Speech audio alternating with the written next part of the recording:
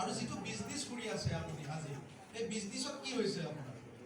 আজি কম্পিটিশ্যন হৈছে নে নাই কম্পিটিশ্যন হৈছে নে নাই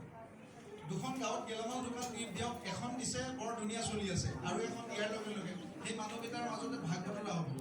100জনৰ 50জন দুফালে গুচি গ'ল হয়নে নহয়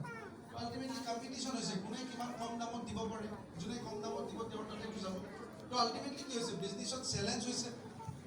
বিজনেছত যথেষ্ট সমস্যা হৈছে যি ধৰণে বিজনেছ এটা কৰাৰ কাৰণে আপুনি এনেকুৱাকৈ লাইটিং কৰিব কালাৰ কৰিব আজিতো শিৱসাগৰত এজন ব্যক্তিয়ে কিমান ৰিক্স লৈ পেলাই ৰেষ্টুৰেণ্ট এখন বনাই আছে খবৰটো পাইছে নহয় আপোনালোকে কি নাম তেওঁৰ এজন আমাৰ অসমীয়া যুৱক কি নাম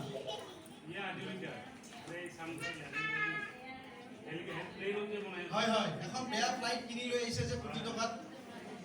কোটি টকা খৰচ কৰিছে হাজৰিকা কিবা হাজৰিকা লিখে থাকে তো হাজৰিকা দেৱক চাওক আজি কিমান চেলেঞ্জ হৈছে কিমান টকা